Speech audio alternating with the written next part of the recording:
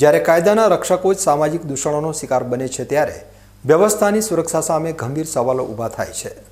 પાટણ જિલ્લાના સાતલપુરના મામલતદારે આજે માનસિક ત્રાસના અસહ્ય બોજ હેઠળ દબાઈને મોતની છલાંગ લગાવવાનો પ્રયાસ કર્યો છે।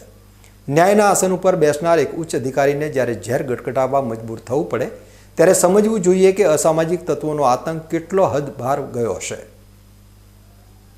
સાંતલપુરના મામલતદાર દ્વારા આત્મઘાતી પગલું ભરવાની આ ઘટના થરાદની વૃંદાવન સોસાયટી સ્થિત તેમના નિવાસસ્થાને બની છે। મામલતદારે ઝેરી પ્રવાહી પીતા પહેલા એક હૃદયદ્રાવક સુસાઇડ નોટ લખી છે અને વિડીયો પણ બનાવ્યો છે, જેમાં તેમણે પોતાની વ્યથા ઠાલવી છે। સુસાઇડ નોટમાં કરવામાં આવેલા ખુલાસા મુજબ છેલ્લા 4 વર્ષથી કેટલાક અસામાજિક તત્વો તેમને સતત માનસિક રીતે ટોર્ચર કરી રહ્યા હતા અને મોટી રકમની માગણી કરી બ્લેકમેલ કરી રહ્યા હતા। અસહ્ય માનસિક ત્રાસથી કંટાળીને અંતે તેમણે જીવન ટૂંકાવવાનો પ્રયાસ કર્યો હતો। ઘટનાની જાણ થતાં જ તેમને તાત્કાલિક પાલનપુરની માવજત હોસ્પિટલ ખાતે સારવાર અર્થે ખસેડવામાં આવ્યા છે, જ્યાં હાલ તેમની સ્થિતિ ગંભીર હોવાનું જણાઈ રહ્યું છે। એક વર્ગ 1ના અધિકારી સાથે બનેલી આ ઘટનાએ સરકારી તંત્રમાં ફફડાટ ફેલાવી દીધો છે। પોલીસ હવે આ સુસાઇડ નોટ અને વિડીયોના આધારે તે અસામાજિક તત્વો કોણ છે અને આ મસમોટી ઉઘરાણી પાછળનું સત્ય શું છે તેની ઝીણવટભરી તપાસ ચલાવી રહી છે। પિતાનું નામ પંડ્યા દિનેશભાઈ દુદાજી, મામલતદાર સાંતલપુર।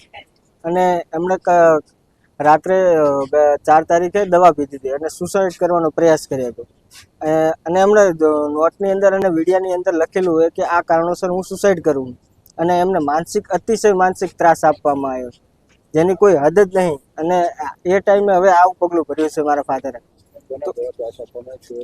એ એમને ચિઠ્ઠીમાં 4-5 નામ લખ્યા છે, અનિલભાઈ તુલસીભાઈ ગોહિલ, આસારામભાઈ મહારાજ અને બીજા એમના મોબાઈલ નંબર અને જે સમયે એમણે ફોન કરીને ધમકાયા, કોક કિરણ કરીને નામ હતું, અને 6 ને 15 6:30 કે એવા ટાઈમિંગ હાથે વોટ્સઅપ કોલની અંદર મારા પપ્પાને ધમકાયા અને એનું પૂરું રેકોર્ડ છે મારી પાસે। અને ફોનની અંદર પણ વિડીયો છે મારા પપ્પાનો કે જે એ કહી રહ્યા કે આ કારણોસર હું સુસાઇડ કરી રહ્યો છું, કારણ કે હવે મારી કેપેસિટી એ સહન શક્તિ બહાર જતું રહ્યું।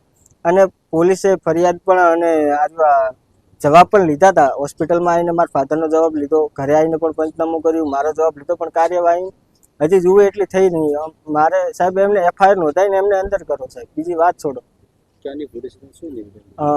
પોલીસે નિવેદન લીધું કે કઈ રીતની ઘટના બની, ઘર ચેક કર્યું, દવાની બાટલી આ તે બીજું બધું।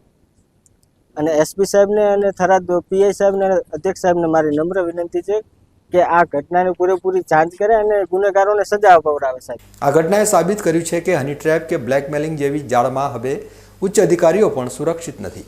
કોઈ પણ સમસ્યાનો ઉકેલ આત્મહત્યા હોઈ શકે નહીં, પરંતુ તંત્રએ એ પણ જોવું રહ્યું કે જવાબદાર પદ ઉપર બેઠેલા વ્યક્તિ જ્યારે મદદ માટે પોકાર કરે ત્યારે તેને રક્ષણ મળે। હાલ તો મામલતદારના જીવ માટે પ્રાર્થના કરવામાં આવી રહી છે, પરંતુ પોલીસ તપાસમાં કયા મોટા માથાઓના નામ બહાર આવે છે તેના ઉપર સૌની નજર ટકેલી છે।